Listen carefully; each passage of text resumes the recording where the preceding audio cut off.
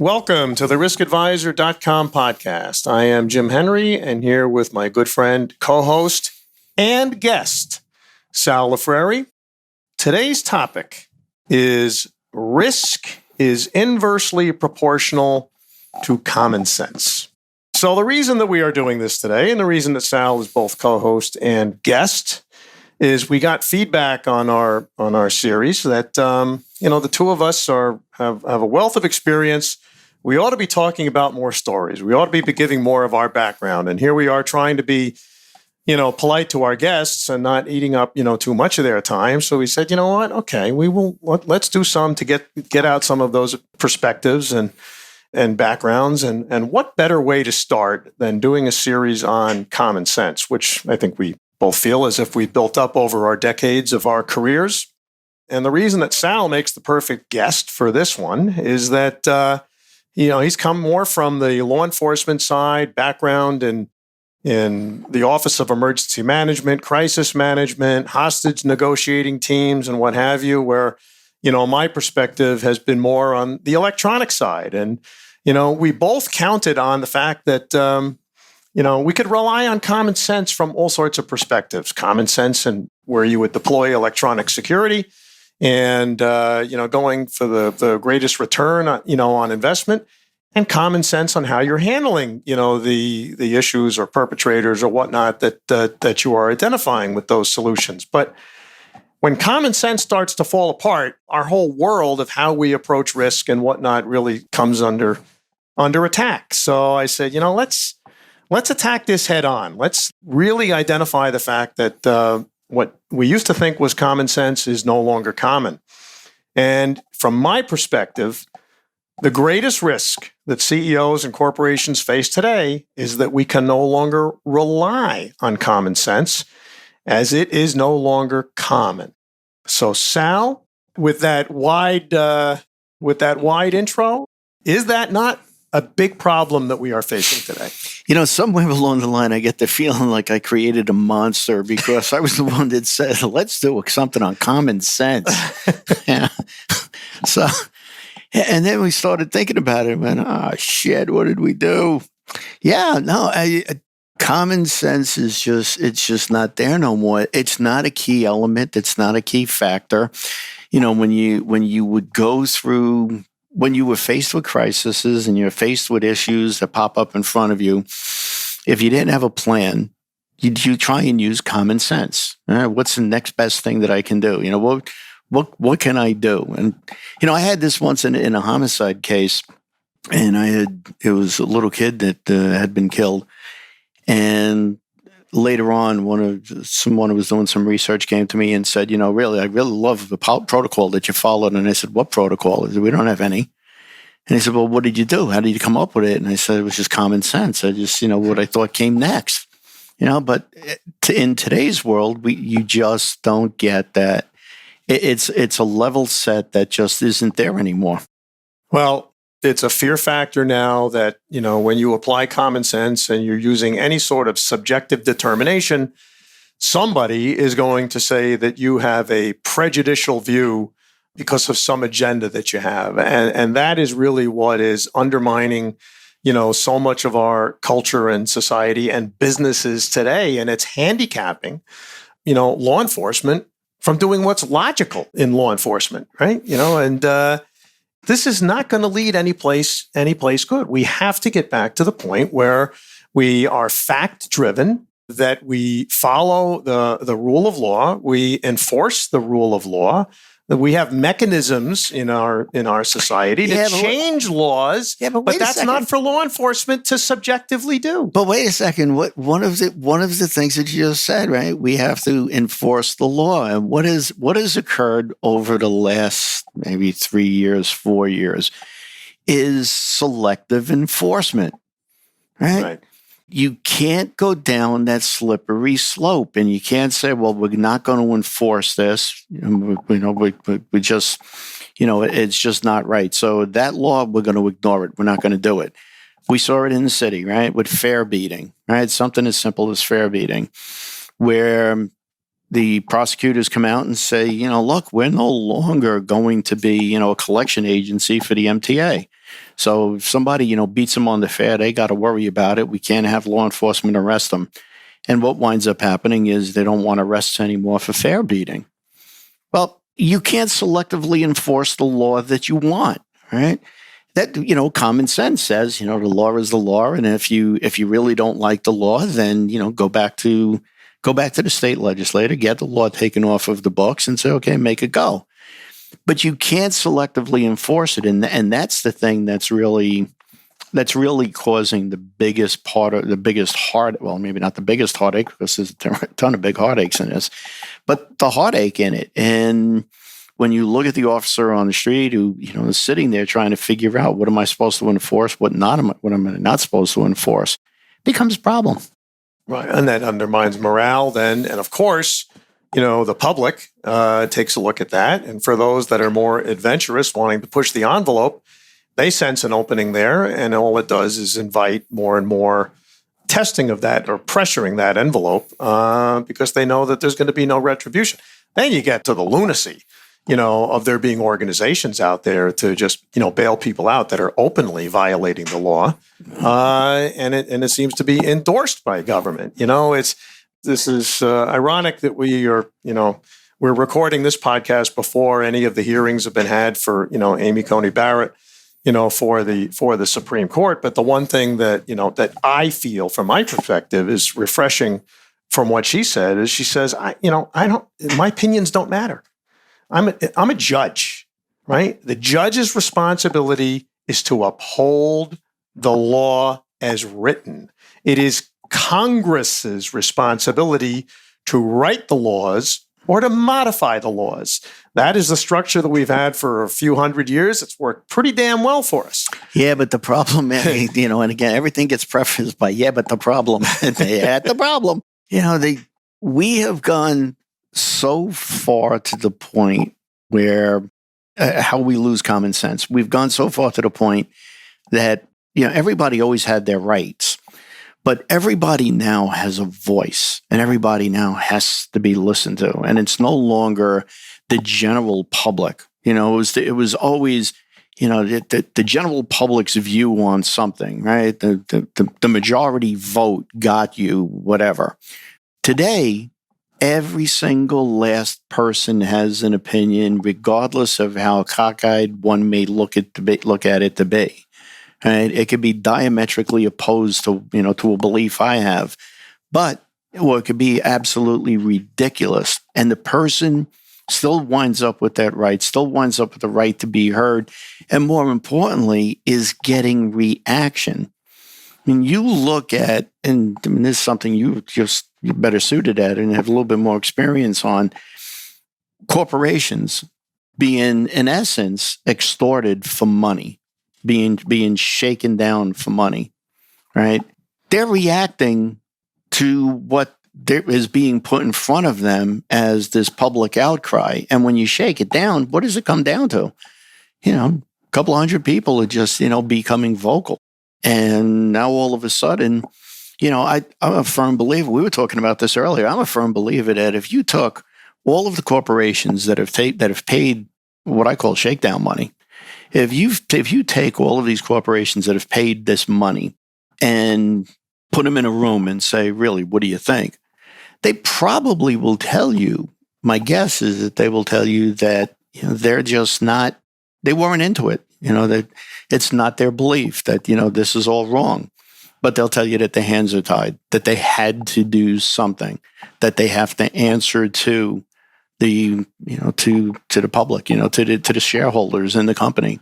And they wind up participating in these programs and doing things.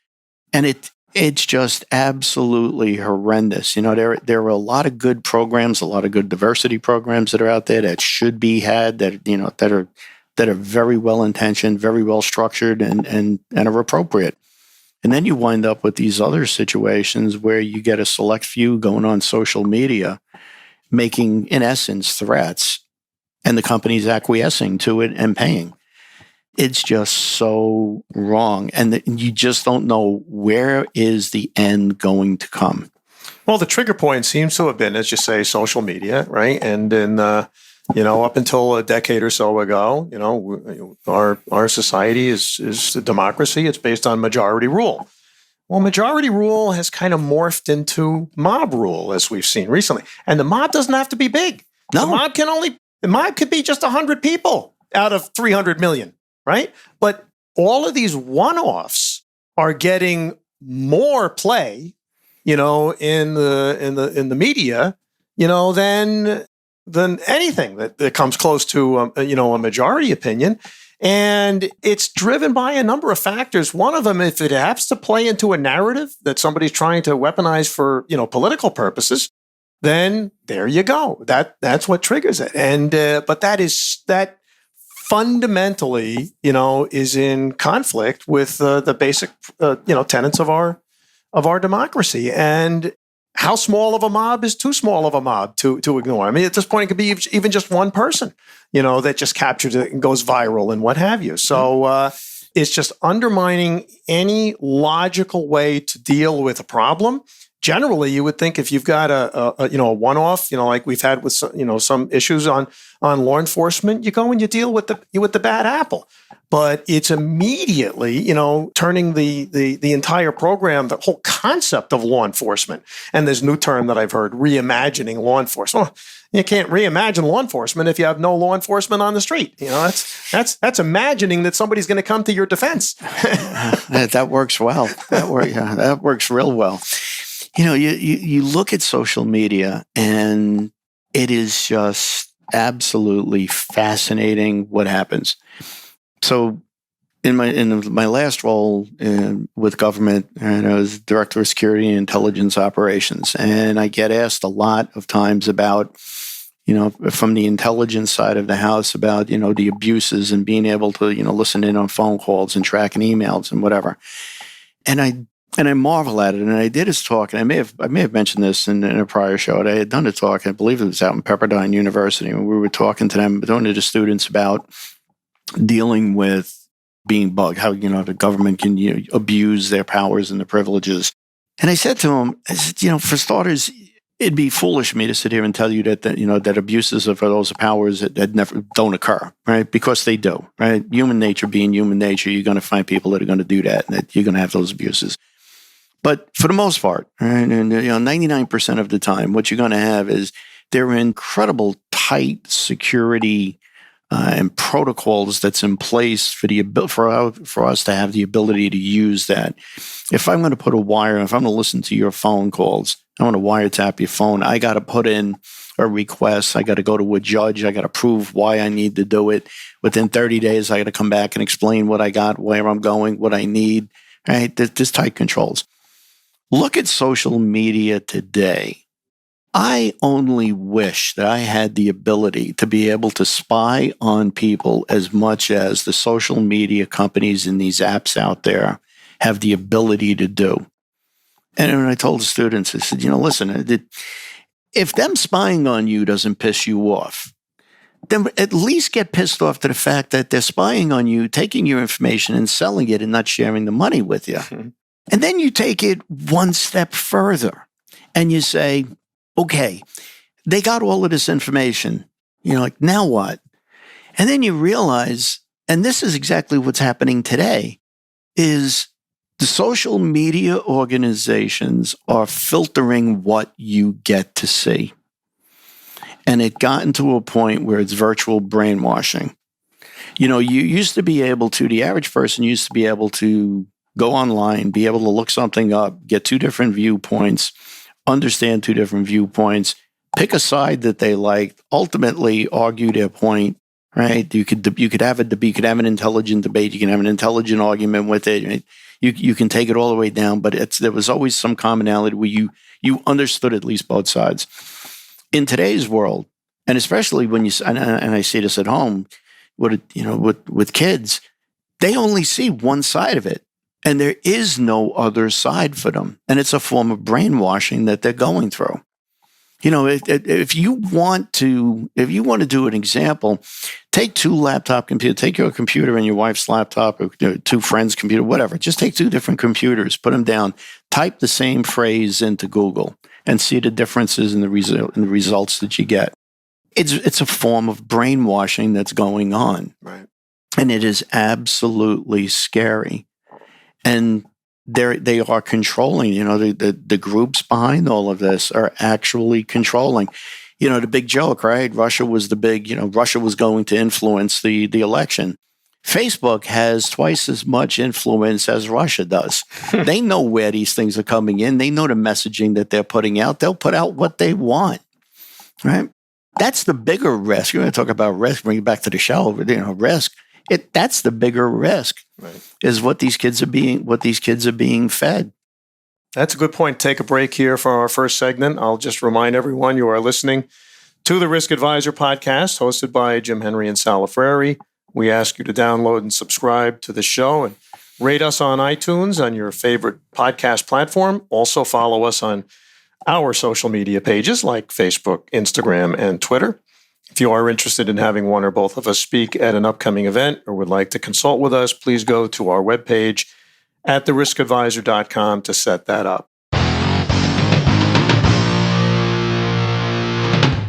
So segment 2, let's talk about some of the logistical ramifications of this erosion of common sense. And after, Sal teed this up with the immense control and invasion of privacy and what have you that's going on here with the open arms endorsement of much of the millennial generation, because they think this is so easy, to communicate.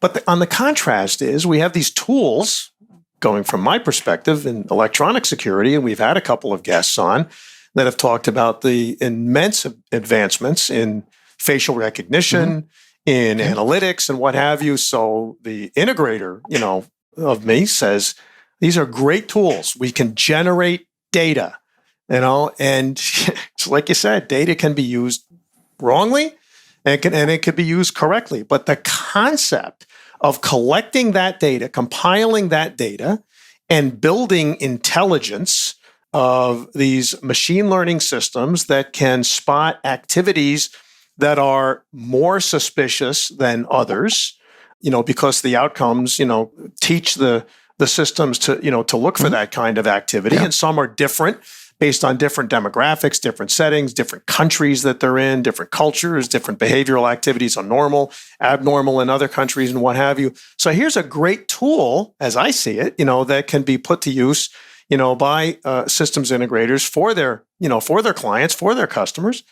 But there's hesitancy to use it because they're going to be accused of invading privacy. And yet in contrast, you see what's going on, on the social media side. So the integrator's like Stock. He's got these great new tools that are coming out that can be very effectively deployed. It is not up to them to decide how to use that information. That is for the end users, to determine, based on what they perceive their needs are. But to just eliminate or ban the use of some of these technologies, as has been done in certain municipalities, just seems to be a complete contradiction.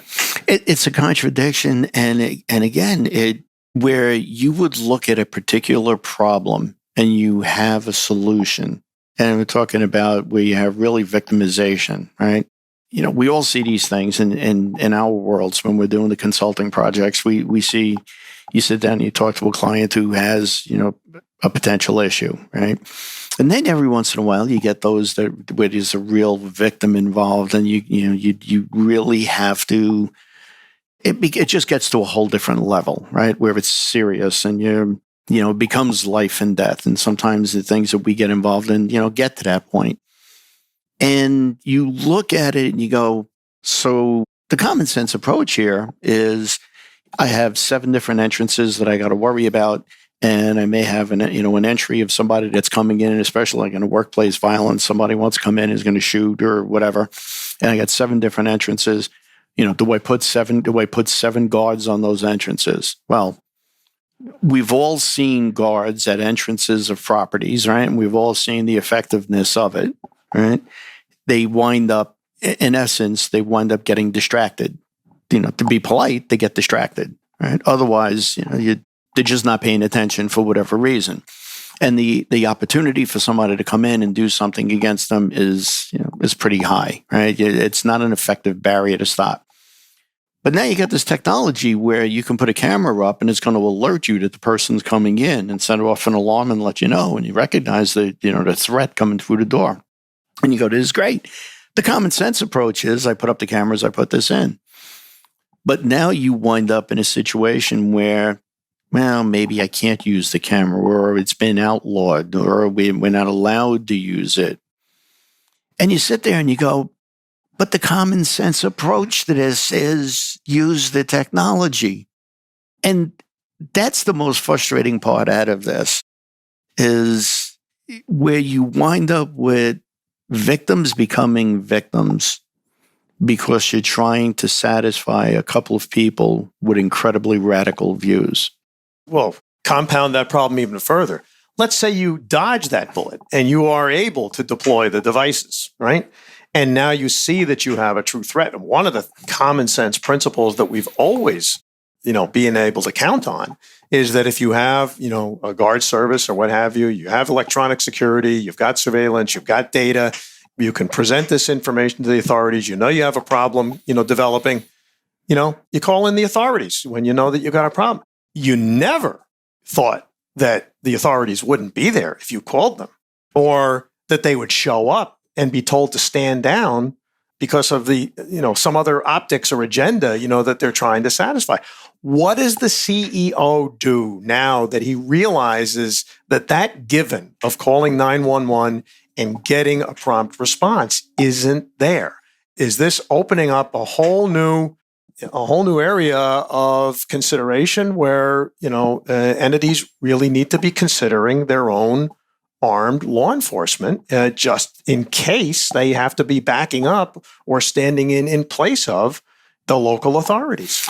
So I had an experience with the last set of riots, although I think to be politically correct, I'm supposed to be calling them mild disturbances. But so we had these riots in New York, and I get a phone call at around 11:30 one night from a guard at one of the buildings.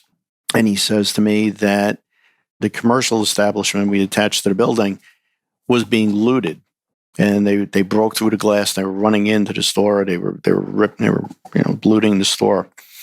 And I said to him, did they get into the lobby on your side? He goes, no. He said, doors locked. I said, okay. I said, you're feeling relatively safe in that? He goes, so far. But if they come down, a couple of doors down, we're going to have a problem. So we go, you got a place that you can run in, you can hide, right? And I'm thinking about the idiocy of the conversation. Here I am trying to protect the security guard, the guy who's supposed to be there protecting the building. Now we're trying to keep him alive, trying to keep him out of harm's way. But the fun part, and it kind of goes to what you were just saying, I said to him, have you called 911, called 911? And his answer to me was, he kind of like stopped for a second and he went, why? I said, call the cops. And he goes, they're here. They're watching. I'm like, where do you go next? Like run and hide. I mean, I don't know what to tell you. I just kind of sat up straight in bed, just kind of shook my head and went, this has got to be a dream. This can't be real. But it's to your point, did you call law enforcement? And, in this particular night, they were standing there watching the looting going on. Right. All right. That kind of frames the logistics now. We'll move into segment 3, where we can talk about some solutions. And that will be interesting. You are listening to the Risk Advisor podcast, hosted by Jim Henry and Sal Lafreri. We ask you download and subscribe to this show and rate us on iTunes or your favorite podcast platform. Also follow us on our social media pages like Facebook, Instagram, and Twitter. If you are interested in having one or both of us speak at an upcoming event or would like to consult with us, please go to our webpage at theriskadvisor.com to set that up.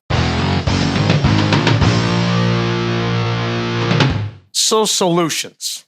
I mean, I look at this, and again, my background is electronics and engineering and whatnot. I'm trying to apply some sort of, common sense to how do we get back to common sense, where we all share common sense, and I just look at this and I think, of two icons of the 60s that we could really use today. And, one is JFK, with his comment of, ask not what your country can do for you, but what you can do for your country. And boy, is that ever far afield from what's going on today. And of course, Martin Luther King in his statement of people should be judged by the content of their character and not the color of their skin.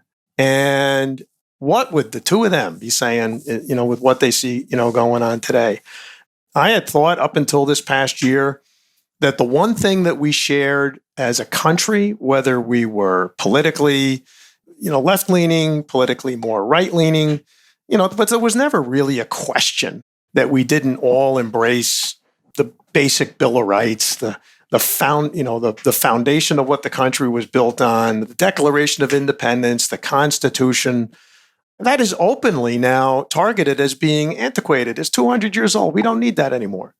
Well, if you throw that keel in the water away, then anything's game. And that is the objective of some facets of our society. It certainly was the tactic that the Bolsheviks used back in revolutionary Russia, in 1917. And, I used to say to myself when I was in high school back in the 60s, and we're learning history, European history, I said, how could a country as educated and advanced as Germany allow Hitler to come to power?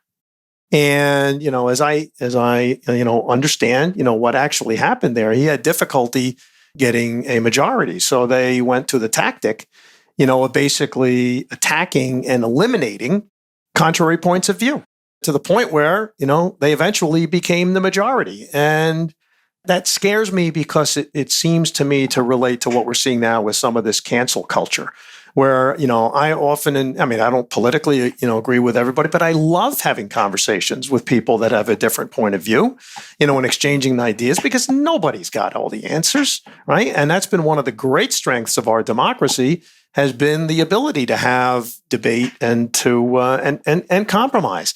That's off the table now. It's just two polarized extremes, and the only solution is to get out of that, as I see it.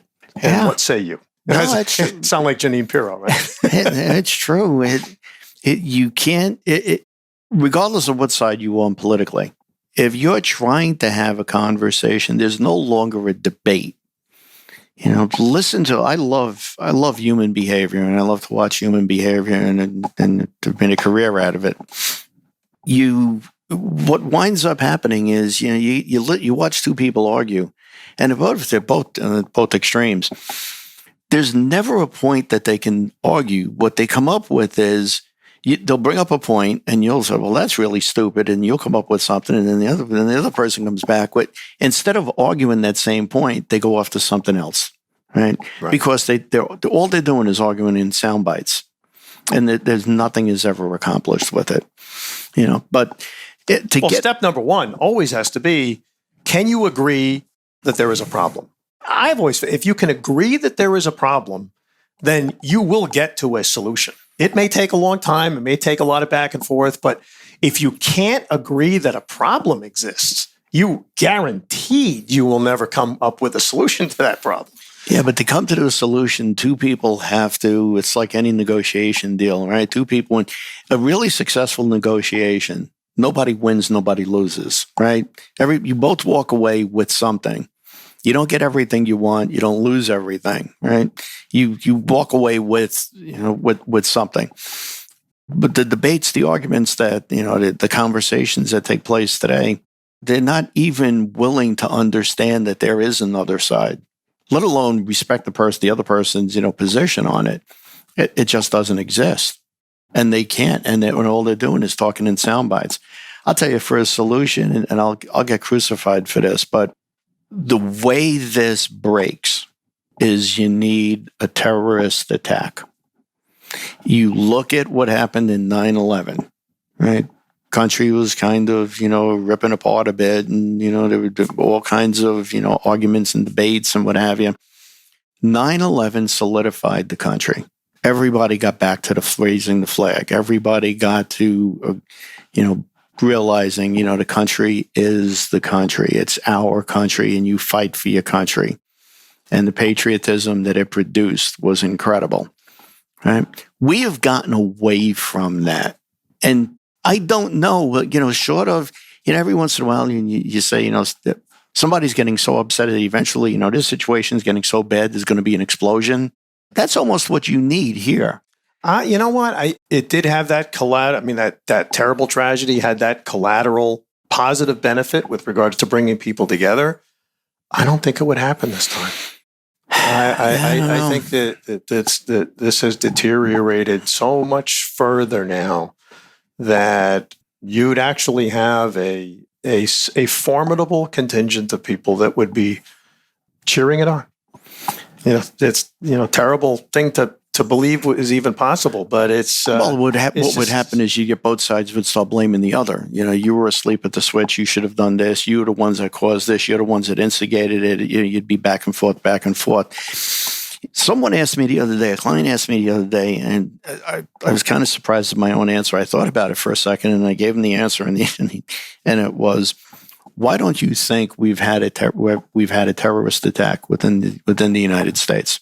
And I said to him, and I thought for a second, and my response was, if you look at ISIS and Al Qaeda, and you look at their techniques and what they try and do, right? You go into a crowd, and you make people unsafe if you set off a suicide bomber, or you blow up a car, or you detonate a bomb, or you do whatever you do, right? You make people feel uncomfortable, right? You cause a whole bunch of chaos.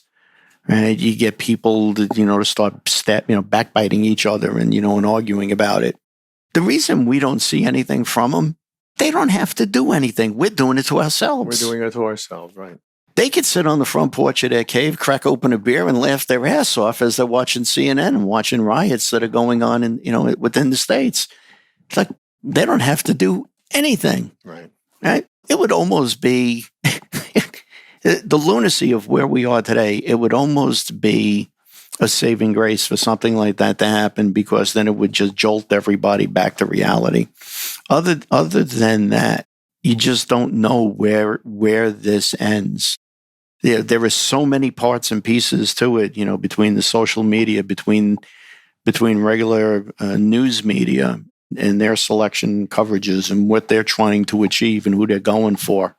I don't know what the solution is. I think as a people, we can handle, any problem, any challenge that faces us if we all agree that, that we want to save our society. And you could take all the threats from COVID, from the Russians, the Ukrainians, the Chinese, the Venezuelans, the Iranians, you throw them all together. All of that together is not as great a threat to this country as is fundamentally a segment of our own population saying that this democracy is not worth saving. The republic is not worth saving. That is far more serious than all of that other stuff put together. And that's why I think, we really have to face that fact that part of it is fomented by social media. It's exacerbated by the fact that this last generation has been woefully uneducated on civics. The average voter does not know the average amount of civics needed to make an intelligent decision. And that's where you get, groupthink and people are just following like sheep rather than making their own decision. And fundamentally, if we have an educated, society that is not being fed fake news, we will eventually, and always in the past, have made the right decisions. But that is not happening today. And we talked earlier about this. All the discussion of immigration, legal immigration, illegal immigration. The greatest strength, I think, and our saving grace, as a society, is the amount of legal immigration that we have. Because at least the legal immigrants go through an indoctrination process where they are taught the principles of the society that they are joining. They understand the Declaration of Independence and the Constitution and the Bill of Rights far better than the average third or fourth generation American with the education that they get in today's public schools.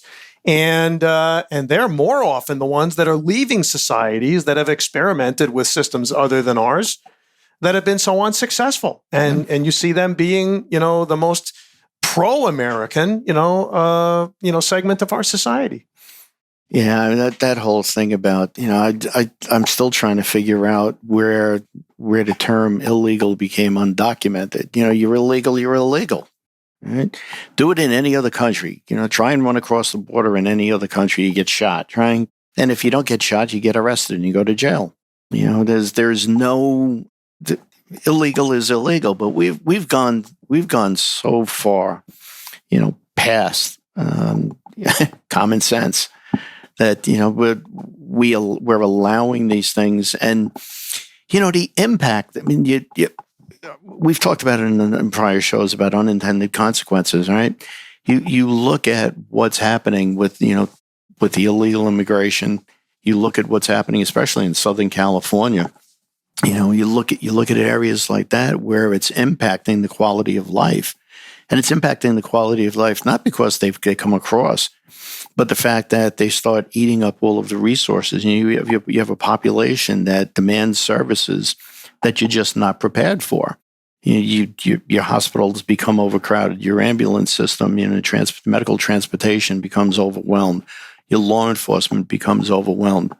It's the quality of life issues that really start to affect. It's those unintended consequences, and it's those are the real issues that you run into. And then, from our perspective, and you start looking at that as risks, and then you start looking at, corporations and having to make decisions on how they're going to secure their facilities, the technologies that they're going to use, the policies and procedures they're going to put into place. And you realize now that you have a whole nother dynamic that you need to be aware of and you need to be, prepared for. What used to be, you had the common sense, you had, the financial issues, and occasionally a political issue. And that's how you basically made your decisions, right? About what technologies you were going to deploy or how you were going to solve a security or a risk issue. And now you got this whole new dimension that's coming in that, separate and apart from, the internal politics. Politics, and you see this all so more than I do, but did politics in the world in putting in devices in and creating security postures and programs and bringing in vendors and recommending vendors. The big politics in that used to be, okay, look, we got to use this guy because it's his brother-in-law. This guy is a good friend. He went to high school with so-and-so. And those are the political issues. Today, we're looking at it in a whole different dimension. And it's going to have some bad effects. Well, do you have any hope or expectation or both that something will change once we at least get past the election and the temperature goes down a bit? In all of the planning that I'm doing now with clients, it's all about how bad it's going to be. Regardless of politics, regardless of what side of the fence you're on, it doesn't matter. I think either way this breaks, it's going to go bad. If Trump wins, there's going to be riots. If Trump loses, there's going to be celebrations that'll turn into riots. If Trump loses, he challenged the elections, there's going to be riots. If Biden loses and challenges the elections, there's going to be riots. I think we have enough nuts on both sides of the aisle that it's just not going to be pleasant. And I think it's something that can be ongoing. Well, you forgot the other possibility that Biden wins, Trump doesn't challenge him.